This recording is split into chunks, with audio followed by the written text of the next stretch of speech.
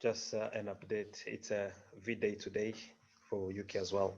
So we'll start in 2 minutes in consideration of the 2 minutes of silence for the V-Day as well.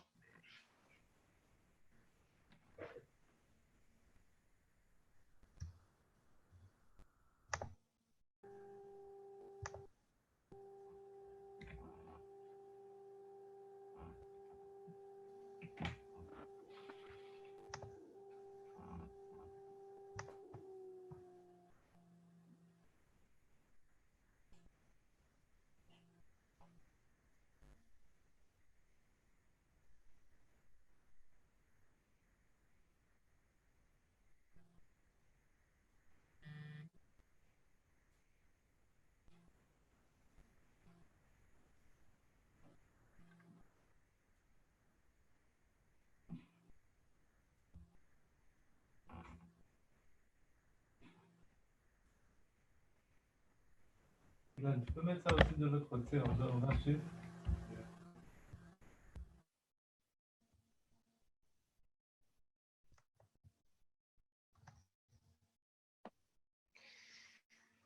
Thank you very much, Murakoze. Welcome everyone. We are streaming live on Facebook for those who are following us on Facebook. And this is our 26th commemoration of genocide against Tutsi. So welcome to all panelists. For those who want to put the screen on to be seen, and others will be joining us as we go.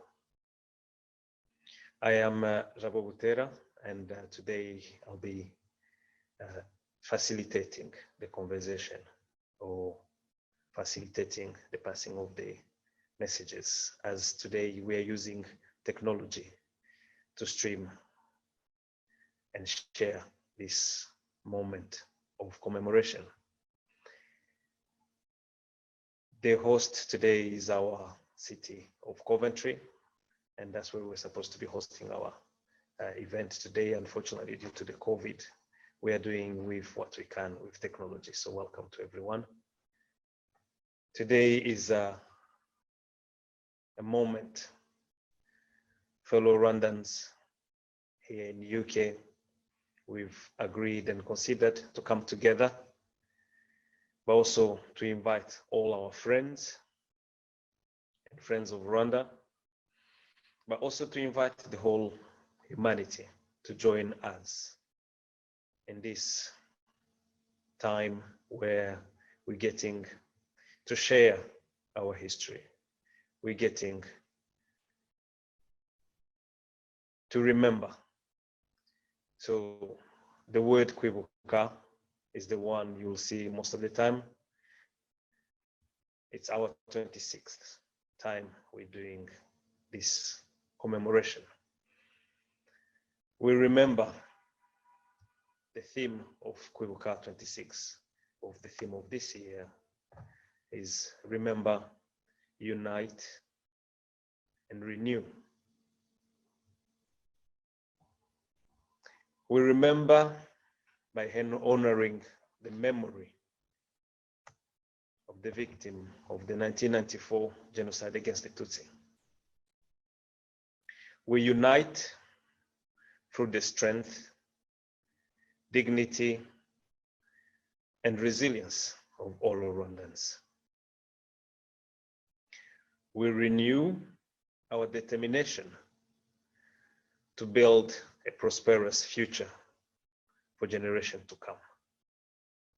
So thank you very much for all who are joining us today in this solemn moment of remembering. We'll be using the technology, as we said, so bear with us if we have some technical issue, if it happens, but we're preparing to be able to stream and share this moment as much as we can and make it seamless as possible. So bear with us for those who are joining us. We are on a Facebook page, but as well as on this platform of Zoom. So you can join us and we'll continue having the conversation. Without further ado, let me welcome our host, who's the chairman of the community, the Rwandan community in Coventry, which will be the city hosting us today. So Coventry is the one hosting us today, and we have the honor of having their chairperson and different dignitaries who will be joining us today and giving their speeches. So without further ado, let me introduce Mr. Bosco Mugengana. Thank you, Jabo. For our distinguished guests, I don't have enough words to express my appreciation to all of you who have joined us from near and far to be with us on a day as important as this. Ladies and gentlemen, thank you so much for being with us today as we mark the 26th anniversary of Kwibuka, the remembrance of commemorating the 1994 Rwandan genocide against the Tutsi. Let me express my gratitude and special thanks to Her Excellency, the High Commissioner of Rwanda, Yamina Karitanyi, the Mayor of the West Midlands Combined Authority and District, the Deputy Lord Mayor of Coventry, Councillor Abdul Salam Khan, our dear friend and friend of Rwanda, the author and investigative journalist Linda Melvin, and Alphonsine Kabagabo, a genocide survivor, for accepting our invitation. We thank you equally, the audience, following this commemoration event worldwide. We are today living in unprecedented times. Similarities that remind us the horrors of the 1994 genocide against the Tutsi. We trust each other less as we suspect this, the supposed to be friend, to be carrier of the virus COVID-19. We live in times of fear, death, and isolation. As survivor, we want to see this pandemic as a moment to unite us instead of sowing divisions of class, race, or any other kinds. That said, nothing compares to the brutal murder of over 1 million of our family, friends, colleagues, and relatives in a matter of just 100 days. Some of the survivors have ended up finding the sanctuary here in the Midlands and cities across the United Kingdom. However, equally, those who masterminded the killings in the genocide against the Tutsi have sought a sanctuary in the United Kingdom and are living freely. See, for over 15 years, we have been calling upon the United Kingdom government to do the right thing and bring these mass murders to face justice. We have been disappointed by the slow response from the United Kingdom government, though our resolve to justice for the survivors of the 1994 genocide against the Tutsi is unshakable. We will not stop calling upon the United Kingdom government to hold the alleged perpetrators to account. We salute the unbreakable Rwandan spirit to which we owe the survival and renewal of our country. As we remember the sacrifice of the liberators, those who lost their lives in the genocide, and we do comfort the survivors. Before we go on to the next speaker, let me invite you all, from wherever you are in your confined places, to join us in 1 minute of silence in memory of the lives we lost. Please, the minute starts now.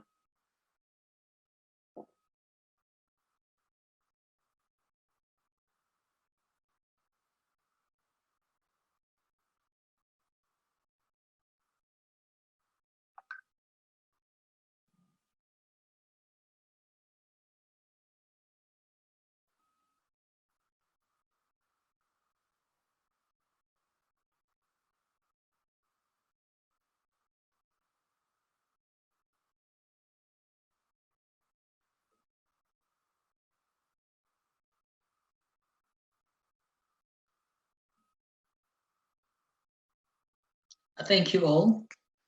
Next in the program, you will have all the speakers from different aspects. But first, and before we go to the next speaker, I'd like to invite you to listen to the poem of Denzel Kira. Hello, my name is Denzel Kira, and this is my poem, We Remember.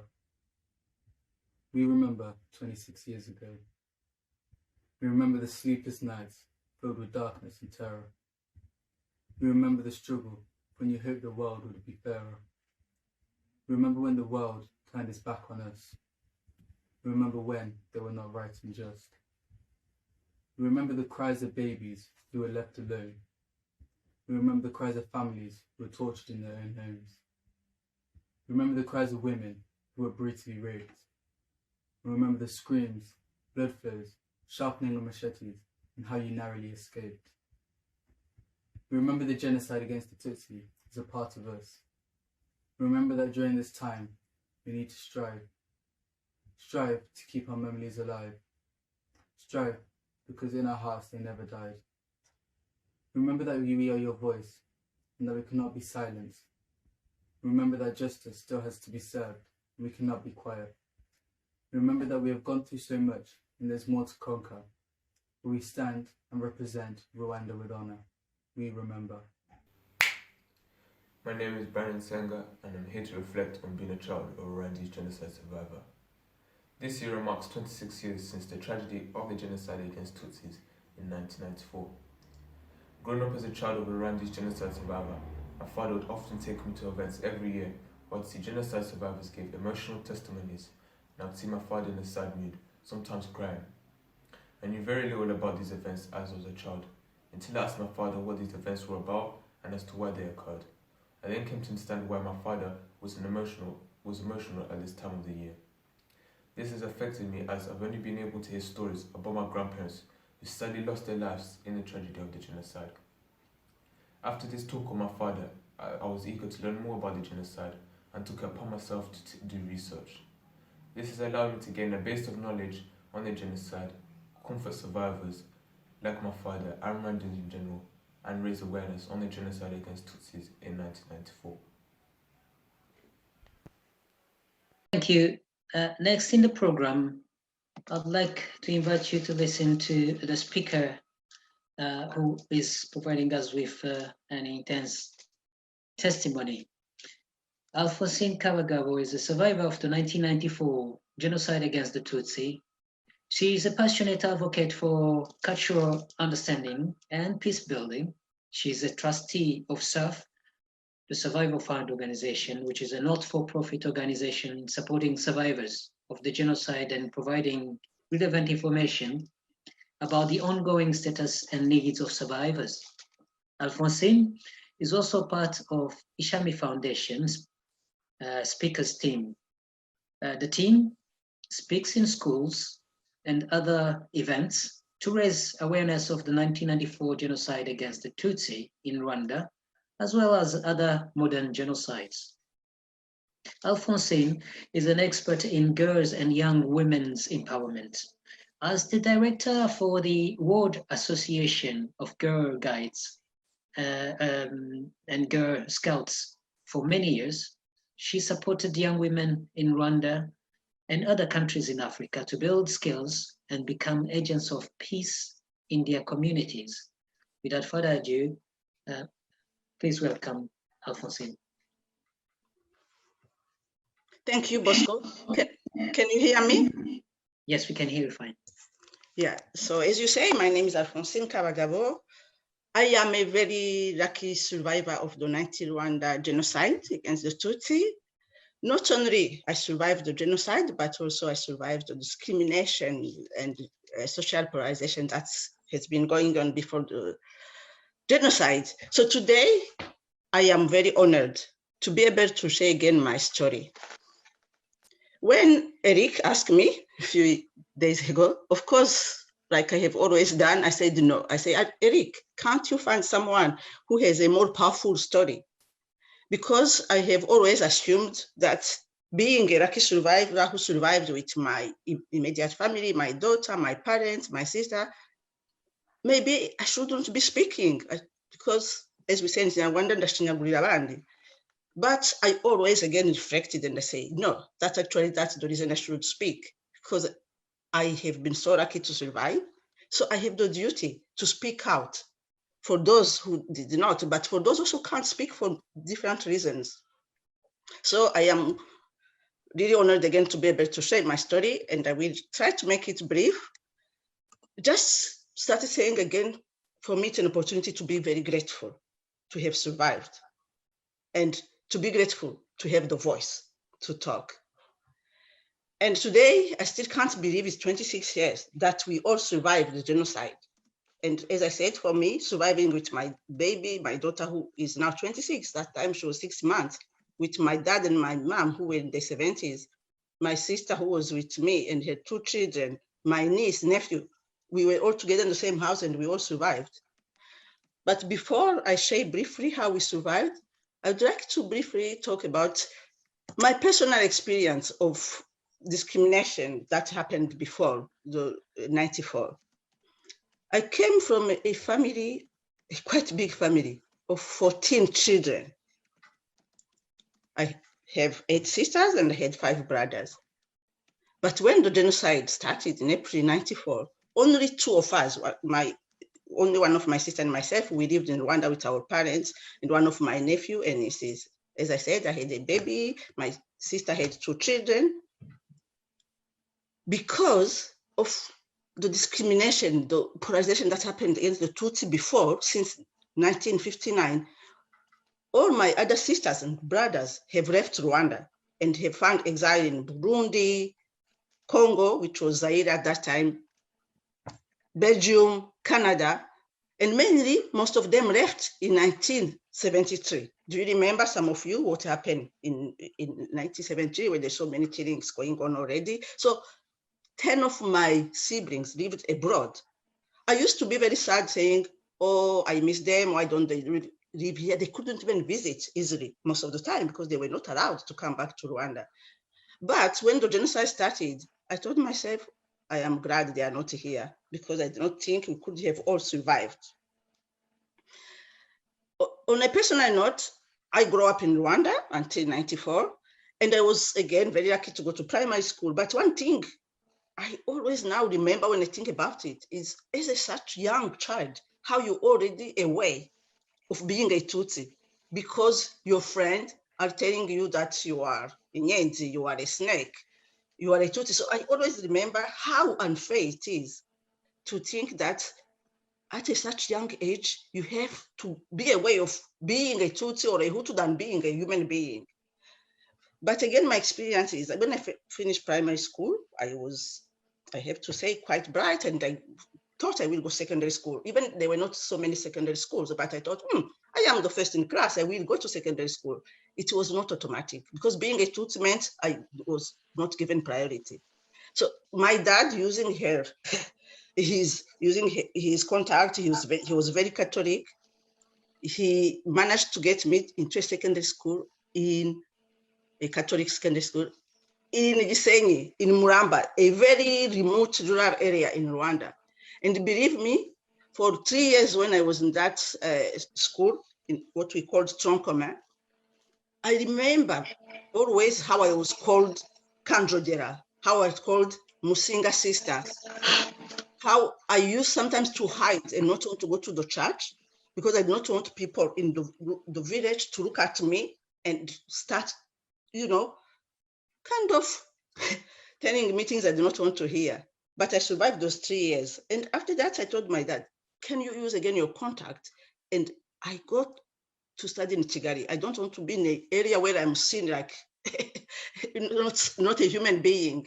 So I was again lucky to study in Lycée Notre Dame, the Cito in Kigali for 4 years. But what I want to say briefly, after that, when I finished secondary school, I couldn't again go to university easily, despite I was the first in the class, because I was a Tutsi. So it took me 2 years. And after 2 years, I was lucky again, privileged, to be able to go to university. I wanted to do law. I was not allowed that. I was asked to do history in Nyakinama.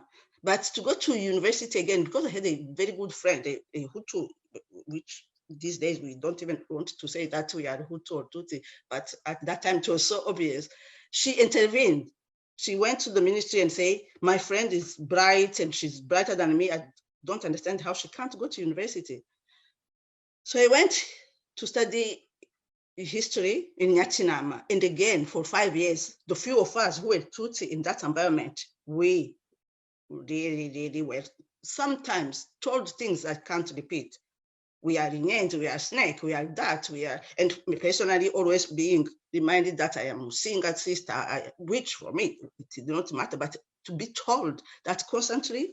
So those experiences, I think they did help me actually to build resilience. But I wanted to put the context of how the situation was. And you all know what happened between 90 and 94. And what I would really now like to say briefly is like when 94 happened, as I said, I was in Rwanda only with my sisters, and we lived in 94 when the genocide started. We had decided to go to live with my parents because my parents lived in Nyamirambo, just, you know, in front of Collège André, in front of the church. Because the situation has been so bad where I lived, there has been already so many killings. Some of my auntie, you know, uncles have been killed in the rural area. So we stayed there hoping that we are safe. But in the early morning of 94, when we learned about the death of the Rwanda president, Habyarimana, we all knew that we were going to be killed. And we got up early in the morning and we all went to hide in a small house in the back of my parents' garden. Around 8 a.m., we already got soldiers and in Herahamwe coming to our house. And they said, we're gonna kill you. We know you are hiding in Hotanyi. We know some people have been shooting to us from your house. But my dad begged them not to kill us. Gave them a lot of money, radios, everything we could. And we start thinking we must go to the Catholic Church. It's just 2 minutes across the road. But we couldn't because the road was already full of soldiers and in Herahamwe. Around 10 a.m., again, some in Herahamwe and soldiers came to our house saying, we're gonna kill you. I remember I was behind my dad who was begging them not to kill us. And I remember telling a soldier, please don't kill us. We haven't done anything wrong. We are not hiding any in Hotanyi. And he slapped me hard on my face, but he did not kill me. That's how lucky. And I told him, can you let me just breastfeed my baby before you kill me? And he let me. He could have killed me. And in the meantime, my dad negotiated with him to let us go to the church. So he gave him money. Luckily, he had some dollars that my sister had sent. And he took us to the church. My dad and my mom remained behind. We went without anything. And of course, we were happy just to be able to get into Catholic Church. And when we got there, we found so many people. Some of them were already injured. Some of them were dying. But we were happy to be in the church. And we thought, this is it, we're going to be safe. Because my dad told us that in the past, all the killings that happened before, never that happened in the church. But this time, it was different. In the morning of the 8th, I personally, and my brother-in-law who was there, we asked the priest, I told the priest, we have a baby. I have my baby who's 6 months. My sister has a baby who's 6 months and another who's 3. Can we go to hide in one of the houses for the teachers? Because I was a teacher in that school actually. So when 94 genocide happened, I was a teacher in St. Andre in Nyamirambo. So I knew there were some houses that belonged to the teachers and one of my friends was there. So the priest let me go with my baby, my sister, and 2 of her children. We went there, and after we left, they came to kill people in the church. Again, that's a miracle. We had just left, but my dad, my mom, my niece, and my nephew were in that church. So we heard that they are killing people with machetes and grenades and all that. And we thought they're dead. But in the afternoon of the 8th, Suddenly, I saw the priest bringing my dad to the house where we were hiding. He was arrived, and my nephew. And we asked Dad, where is mom? Where is mom? He said, I don't know. She's probably dead. And where is my niece? She's probably dead. So we stayed there, crying, praying God, saying certainly that our mom was dead. And a big miracle happened on the 13th of April. Because in the meantime, I did communicate to my sister who lived in Belgium. I used the phone of the priest to tell her we are hiding in the Catholic, Covenant church, and we are just praying that if you can do something to help us, please do. And on the 13th April, a big miracle happened because the priest came to tell my dad, there's someone who's looking for you. And I told my dad, you can't go. I'm gonna go. I know this priest, let me go. So when I went out with the priest, I saw my brother-in-law, a Belgian soldier. My young sister had married him a few years ago. He was there with other Belgian soldiers. He told me, go and gather everyone, bring your dad, and we take you away. So that's what happened. I ran to the house, took my baby, asked my sister and her children to come. I wanted to bring everyone else who was there because we were hiding with other teachers, friends, but they were not allowed. And that for me was really hard to leave people who have been hiding us, sharing with us the little food they had, but they were not allowed.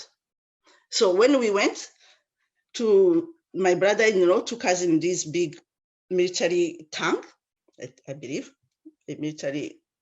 And when we got inside, my mom was there with my niece because the priest have been hiding them in another place and brought them. So how can you explain that miracle? All of us survived, I mean, the immediate family. Of course, I can't tell you how many cousins and uncles and aunties and everyone, friends who died, but the people who were together with me in my parents' house, we survived. And we were taken to Nairobi, from Nairobi to Belgium when we became refugees. Survived in a very miraculous way. Anyway, the rest is history, but what briefly, let me say a few things I learned from that. Of course, I still get very upset about the role of the international community. I keep telling myself, if one person saved 9 people, if the UN peacekeepers who were there were allowed to save people, what would have happened? So that remains something I struggled to understand.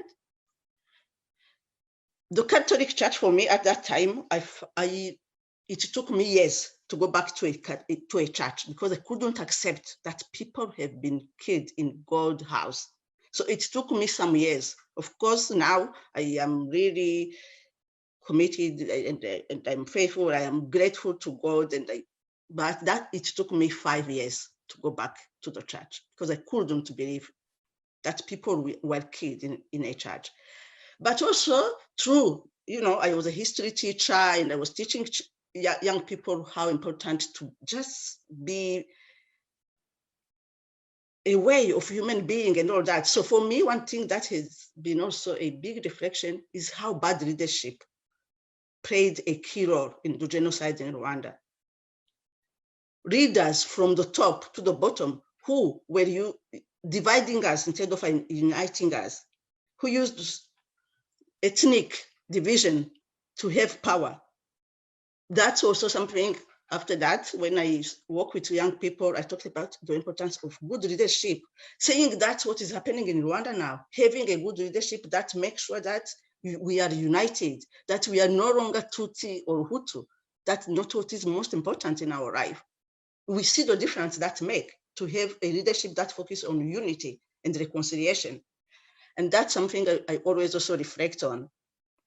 And also for me, what is very important now is how we make sure, and that's what I have been privileged to do in my job when I worked for the World Association of Girl Guides as a girl guide, but also as a member of SARF, a trustee of SARF, as a member of Ishami, the importance of speaking out, hoping that this will not happen again.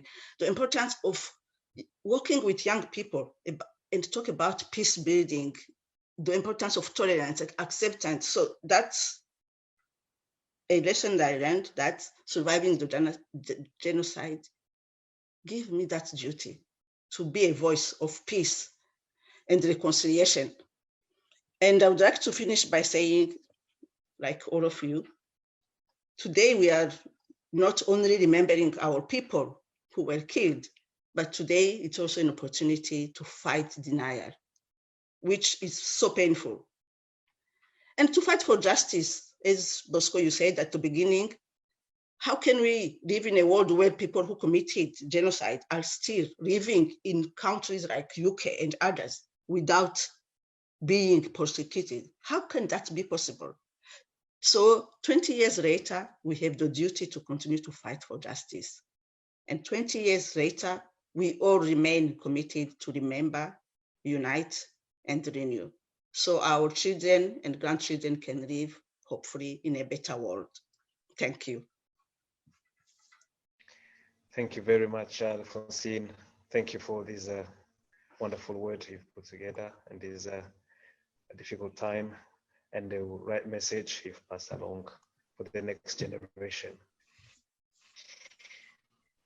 As we say, we are using the means we have currently due to the COVID-19. We're using online streaming.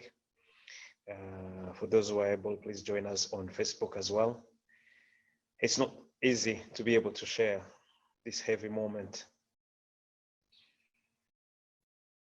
relating the history we went through in the times like this, where you find again yourself alone with your own family, maybe, or just you again, to remember this time. But we're trying our best to bring this together and do a streaming like this. And thank you for Naila for joining us and the children. And it takes us to our next on our agenda today. And we apologize for the technology earlier on. So we'll play the video again of young people who are children of those survivors of the genocide against Tutsis. You've just heard from Alphonsine herself, a survivor of the genocide against the Tutsis. But we have many of us in this city, in this country, UK. And we've had the privilege of have some children who have agreed to share their testimony. So let's watch their testimonies. Kwibuka describes the annual commemoration for genocide against Tutsi in Rwanda. People are able to get together and look back at the tragedy that took place 26 years ago. This genocide is one of the most horrific events the world has seen, and over 1 million Tutsis' lives were taken in just a period of 100 days. It was a systematic killing where Tutsis were tortured, killed, and so much more worse. We must not downplay what occurred, as I think it's so important to understand the extent of the genocide that took place, to ensure that it is something brutal that never happens again. Kwibuka means so much more than just remembering. It represents a time where we should be spreading awareness in order to prevent genocide denial, false stories, and keeping memories alive. A time where we should be educating the world and our own youth to help have a better future for Rwanda and next generations. We should not forget, nor we will ever forget, the victims who went through this traumatic time, and also those who had lost their lives. As a child of a survivor, I'm used to attending commemorations every year. However, it's very unfortunate that we are not able to do that this year due to the current pandemic, COVID-19. Attending commemorations has taught me so much about my country's history, and it has given me an understanding of what people of the genocide have been through. It's very disappointing that we are not able to do that this year. Commemorating is so important because survivors are able to share their stories of all the horrific events that occurred 26 years ago. It's a time where friends and families are able to come together and mourn for their loved ones, but also a time where we can unite and stay strong. I've realised commemoration has given survivors the strength to speak out about their trauma and also find peace within themselves. It has enabled them to have a sense of belonging and find happiness being with people that have faced what they have faced. Over the last few years, I've seen the power it's given my mother and other survivors to be able to open up and share their stories and their ability to stand tall and fight genocide ideology. This is why commemorating is important, and although we are in lockdown, we should not stop. Kwibuka means to remember, and therefore we should continue to do that. Once you're at home, share your experiences with your loved ones, especially your children. It is important to educate the youth. They are the future. They must understand the past to ensure it never happens again. We should not allow COVID-19 to prevent us from commemorating. And therefore, I will continue to commemorate and spread awareness using social media. And I feel that all Rwandans should do the same. We have 100 days in which we commemorate. We will continue to fight and we will continue to remember. Thank you. On this occasion of Kwibuka26, my special thought goes out to all of my lost family who I was never able to meet, and they will never be forgotten. For Rwanda to maintain its progress, we need to strengthen our tolerance and forgiveness. As we're all aware, genocide perpetrators and genocide survivors all live amongst each other. This is a situation that requires everyone's efforts, survivors, perpetrators and other Rwandans. To do this, we all need to take responsibility and support each other through this complex and challenging journey, which has so far brought a positive future to all Rwandans and has provided strength to remember, unite and renew our country, Rwanda. We chose love over hatred, we chose reconciliations over divisionism, we chose to be Rwandan instead of Hutus or Tutsis. However, as much as we should forgive, we should never forget, never again. Thank you, kids, and the parents as well. I'll take this opportunity to thank all the parents who have given these kids who give their reflection in retrospective to as the other kids would have liked to be as well. Yeah, again, I also apologize for the tech bit that has been having a bit of a glitch in there. Next in our program is Marie-Chantal Uwamahoro. She's the Deputy Chair of Urumuri. Let's welcome Marie-Chantal. Thanks.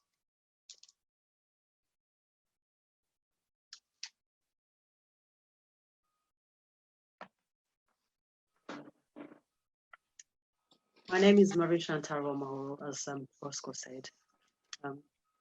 So fellow survivors, Rwandan community, and friends of Rwanda. In the name of Urumuri Association I represent, please allow me to ask everyone to stand in solidarity during this pandemic, COVID-19. At the same time, let us pause to remember and to honor the lives lost during the genocide against the Tutsi.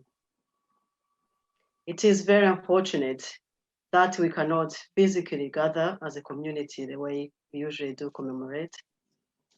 This period of 100 days, it is a difficult period for survivors. We remember our parents, brothers, sisters, elderly, young people, and all our loved ones who lost their lives because of who they were, Tutsi, without forgetting the survivors.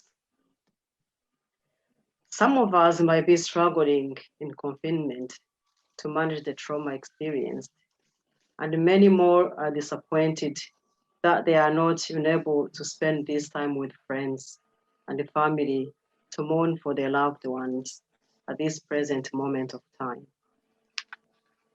Kwibuka is a time we gather together and commemorate, share our testimonies, and educate people on the horrors of the past. Regardless of where we are and who we are with, the pandemic would not stop us commemorate. So let us remind each other that we are together, using all means of technology to support one another. The lost lives will never be forgotten. We have a duty to remember over 1 million people who were brutally murdered during the 100 days, and to make sure that their memories are cherished and kept alive. We are their voice and hope. The genocide against the Tutsi took months of preparation to slaughter masses of innocent Tutsis.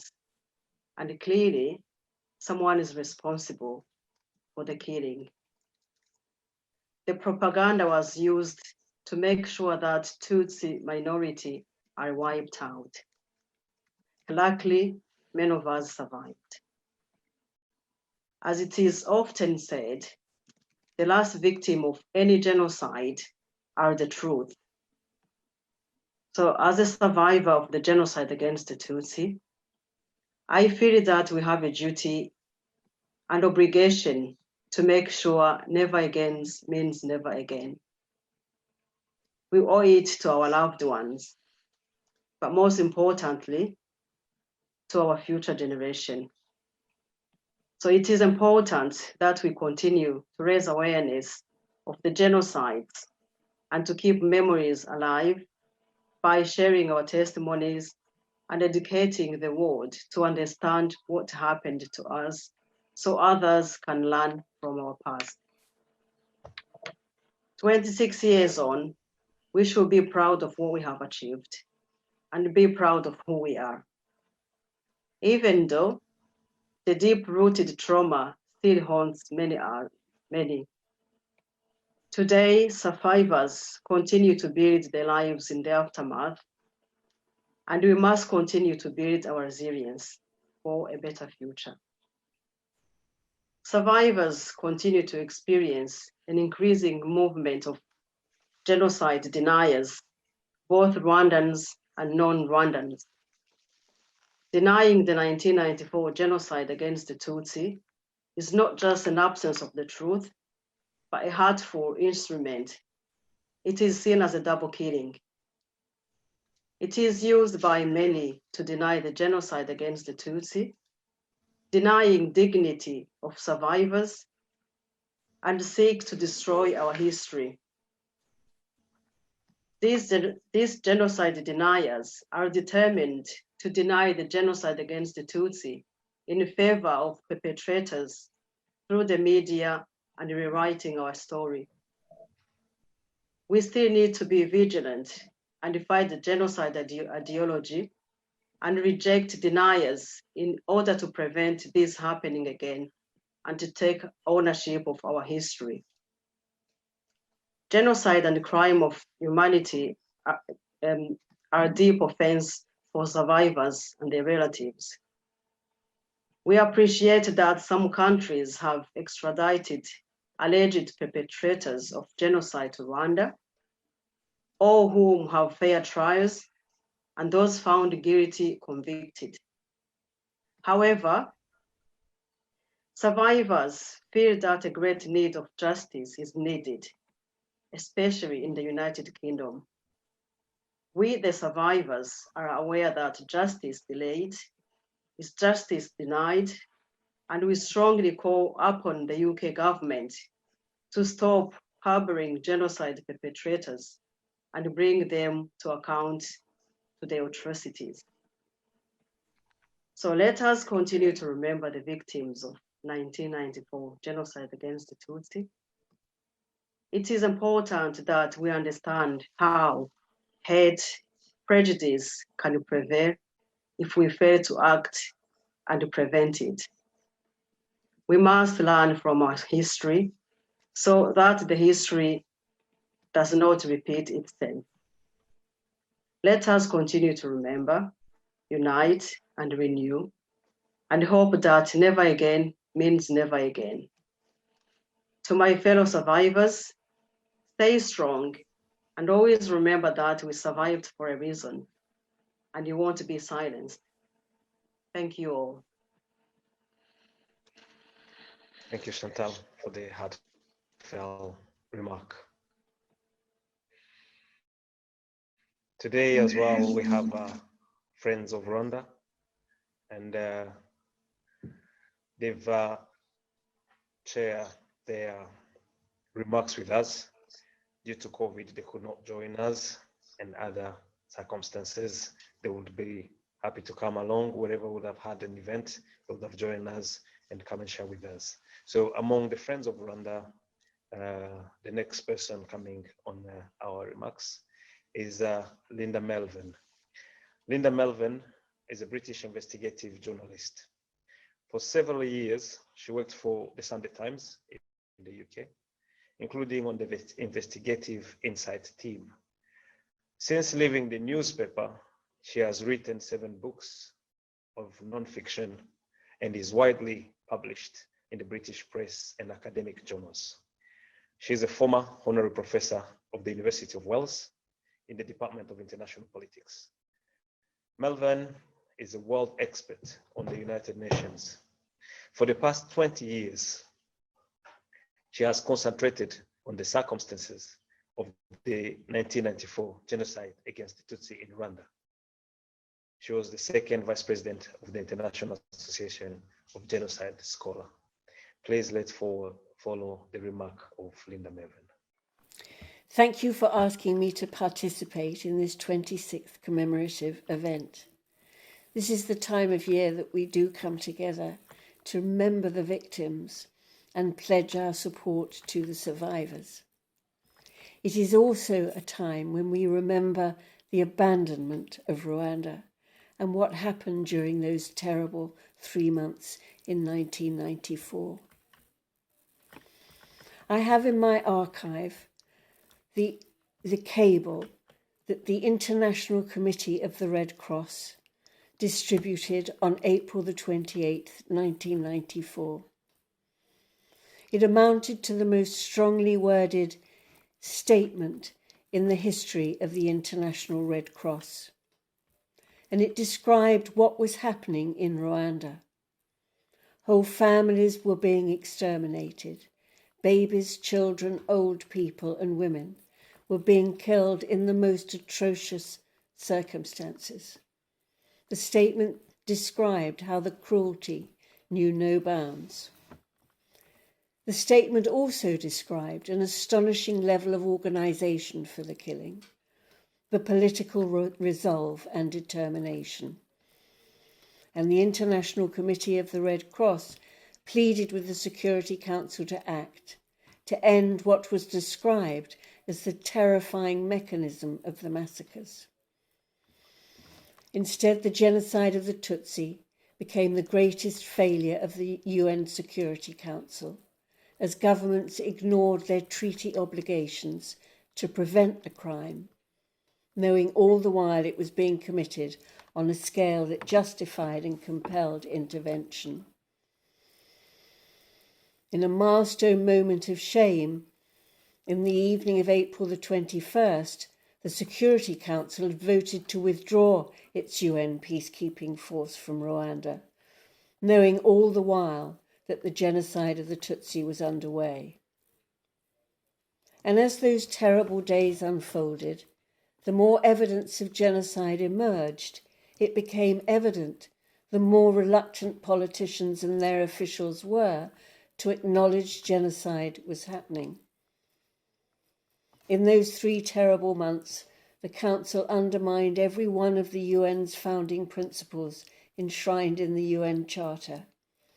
It rendered worthless the Universal Declaration of Human Rights and all the other celebrated human rights treaties, including the 1948 Genocide Convention that enshrines the promise of never again. History teaches that those people who commit the crime of genocide do not confess, and instead they weave a web of deceit to try to prove the events are misinterpreted and try to find support for their cause. Genocide denial that follows every genocide is designed to spread confusion and cause doubt. Its aim is to destroy truth and memory. Deniers do not reject the authority of the truth and oppose it. They pay no attention to it at all. We must always remember that the denial of the 1994 genocide of the Tutsi does terrible harm to the survivors. For the survivors, this is not a distant event from 26 years ago to be commemorated once a year. This is a reality with which they live every single day. We owe the victims and the survivors to challenge genocide denial wherever it occurs. Thank you so much, Murakoze Chani. Thank you for asking me to contribute. Many thanks to Linda Malvern for your allocations, as always. And we thank you as well for the many books you've written on the genocide against Tutsi, and very informative documents you always put out there. And next in the program, ladies and gentlemen, let me just invite you to listen the Councillor Abdul Salam Khan remarks, the Deputy Leader of Coventry, the City of Culture 2021.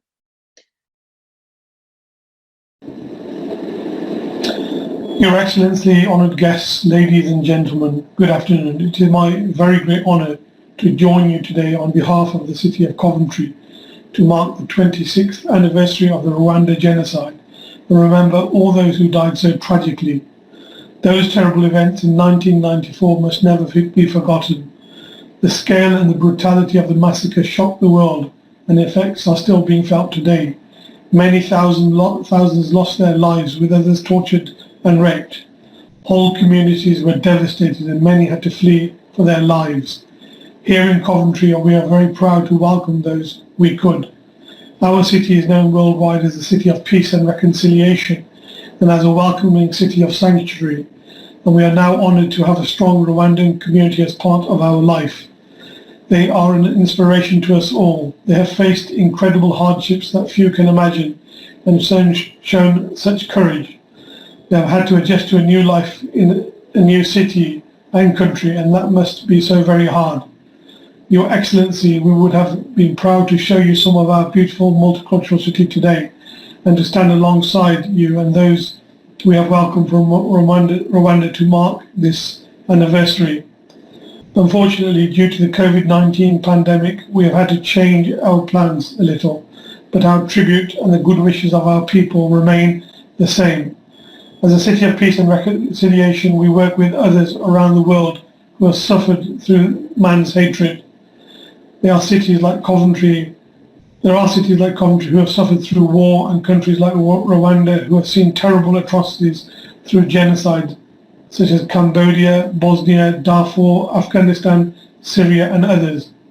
We tell our stories because the world must never be allowed to forget. The story of Rwanda and the horrors suffered by its people is one that people must hear, so we can better understand and work to make sure others never suffer in the same way.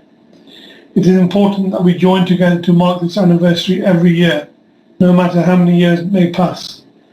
Together with the people of Rwanda here in Coventry and around the world, and with the support of those who join us today, we promise to continue to work for a world of peace and understanding, and we ask others to join our call for a world where no one has to suffer through hatred and prejudice for their nationality, their faith, or the way they wish to live their lives.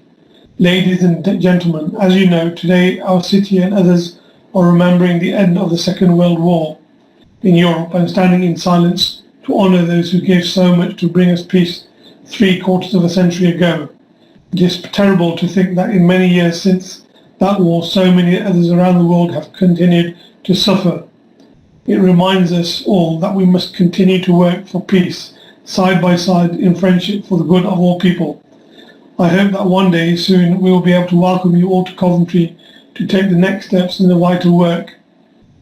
Thank you for inviting our city to be part of today's remembrance. It is my honour to join you in lighting a candle to remember the victims of the Rwanda genocide and to promise that we will honour their memory by continuing our call for a world where all people live free from fear. My best wishes to you all for a peaceful and happy future. Thank you.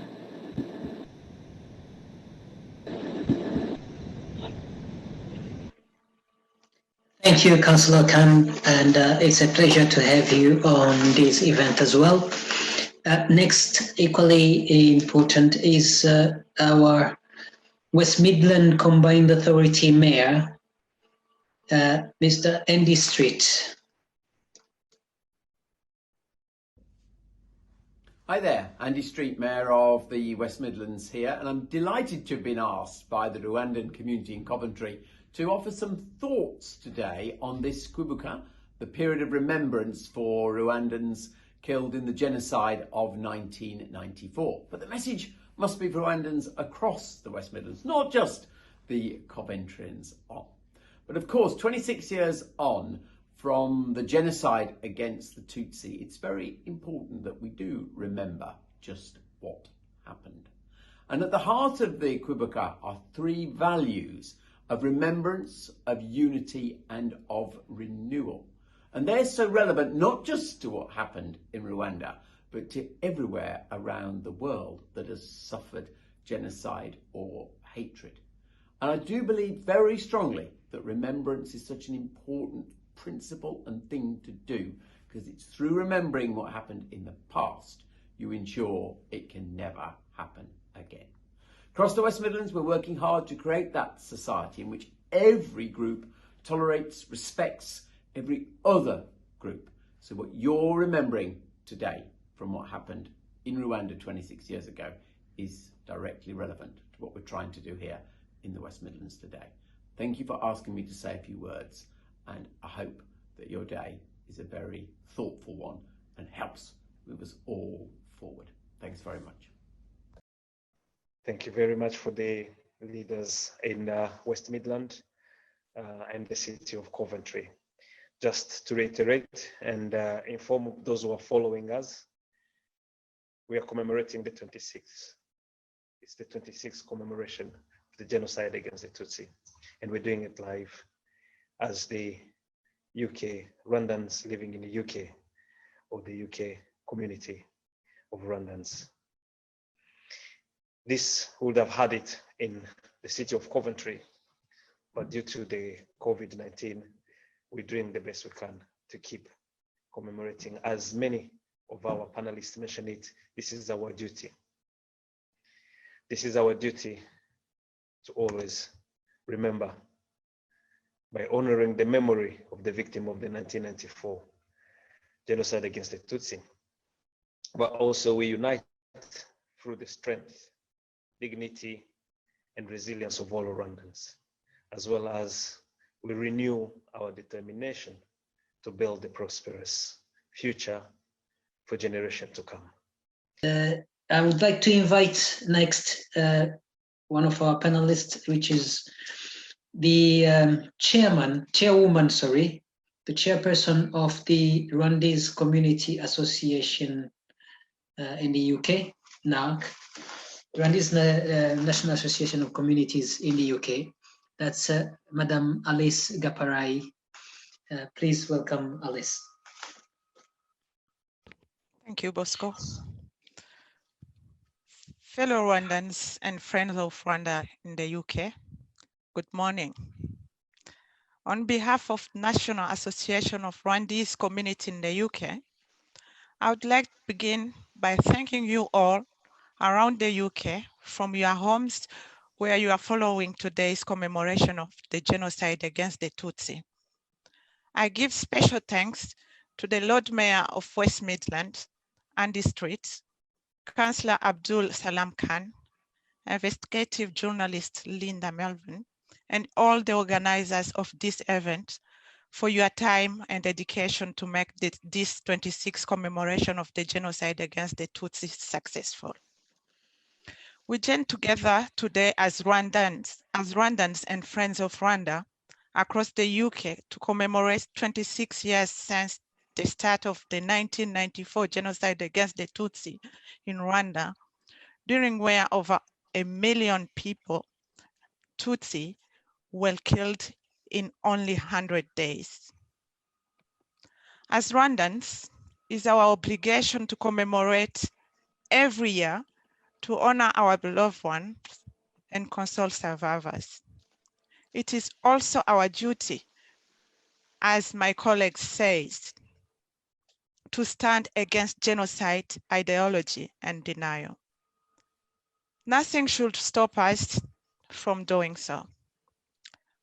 Unfortunately, as we mark this year's commemoration of the genocide against the Tutsi, we couldn't be together physically with our survivors and our families to comfort one another as we usually do because of the current situation brought about by the COVID-19 pandemic. As we move forward, I'd like to request each and every one of us that we continue to educate our young generations about what happened to our country and to put in practice the lesson we learned to ensure that what happened in Rwanda 26 years ago never happens again. Once again, I thank you all for your participation in this event. I also thank you for listening. Before we conclude our event, I would like to welcome the Rwandan High Commissioner of Rwanda in the UK, Her Excellency Yamina Karitanyi, for her remarks. Please listen. Thank you.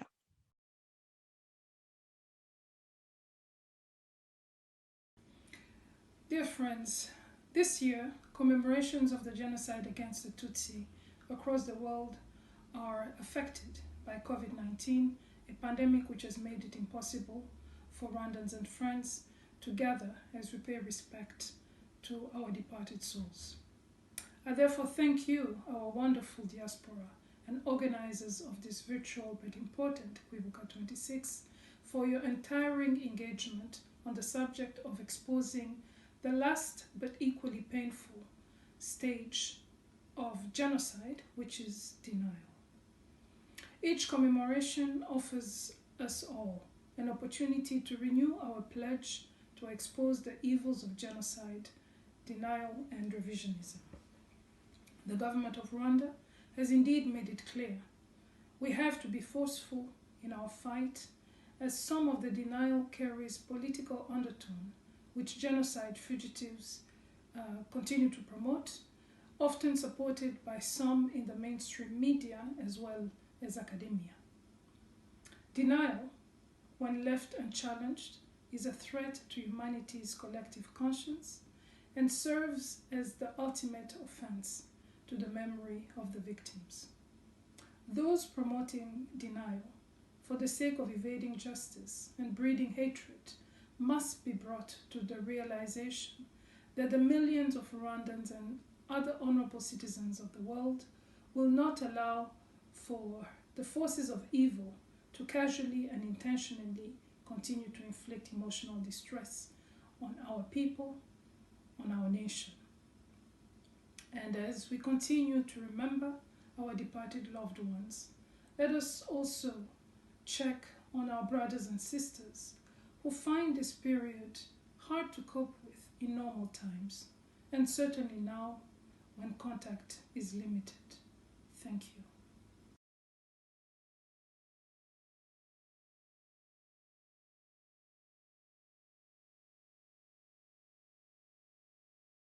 Thank you to all leaders, and thank you for the panelists. Now, we would like to get to our next on the agenda, which is our last act on this commemoration. And we'll be finishing with the act of lighting a candle. We light a candle, as we said in our theme of Remember, Unite and Renew. We light a candle saying never again. We light a candle to bring the light out of the darkness the world wanted us to go in. So for the ceremony of lighting the candle, we'll have 26 images to mark 26 years, but it does not mean only those were the one lighting the candle. Each of us, where we are, in your houses, in your homes, please join with us and light this candle. It's a symbolic act, but light the candle in the families, light the candle in the children, light the candle on our future. Urumuri mu Rwanda, n'u Rwanda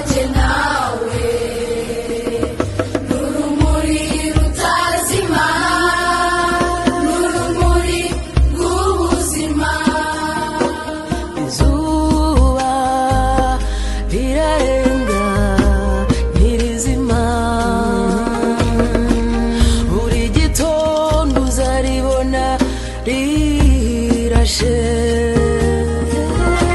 ntirikangwa n'umwijima w'ijoro rirasa n'umucyo rigasakaza urumuri hose.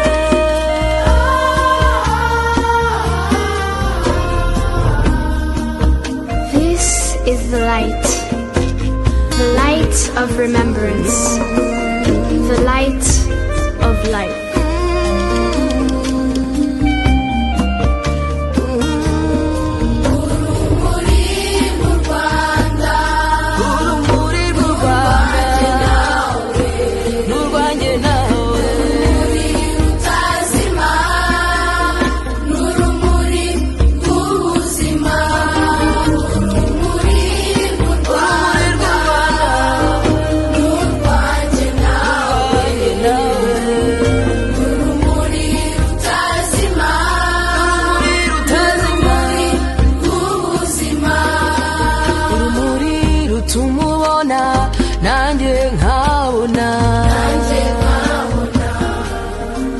Urumuri rutumubaho nanjye nkabaho tukabana amahoro wimura ikibi tukimeka icyiza wimura umwijima imitima igasubira mu nda imitima igasubira mu bitereko.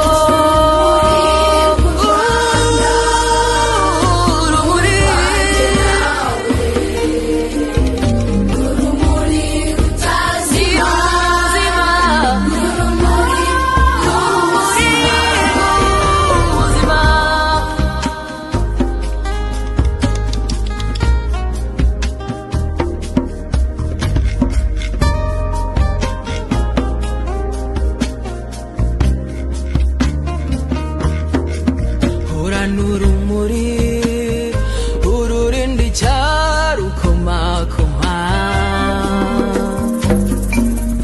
urusigasiye uhora urabagirana kuko iyo nta rumuri turahungabana tukayobagurika.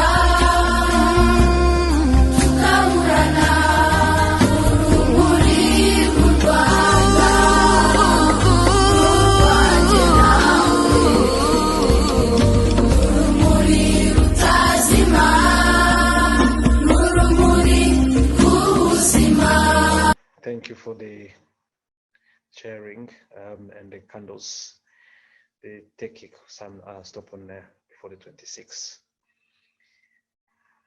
We've lighted 26 candles in memory and remembrance. We're coming to the end of our ceremony, coming to the end of our commemoration. And thank you to everyone for bearing with us as well on technology, but we continue with remembering, unite and renew. To finish, we'll leave all of us with the last poem and the closing one. Rwanda's tragedy. Anger and frustration brainwashes the meek. Randy's families spiraling in their mourning. Fear and terror live in the eyes of the survivor. Pain embedded in them, but it blankets their tears. Peace falls and is forgotten, holding on to the unity that we must build. In the most agonizing times, union grows. Let us generate harmony and reconciliation that everyone will aspire to have. We have to forgive, but not forget. Rwanda's tragedy that will not go away. This tragedy we will take as we move forward. This peace is found within us. The genocide against Tutsis 1994, we cannot deny. It is a part of our history.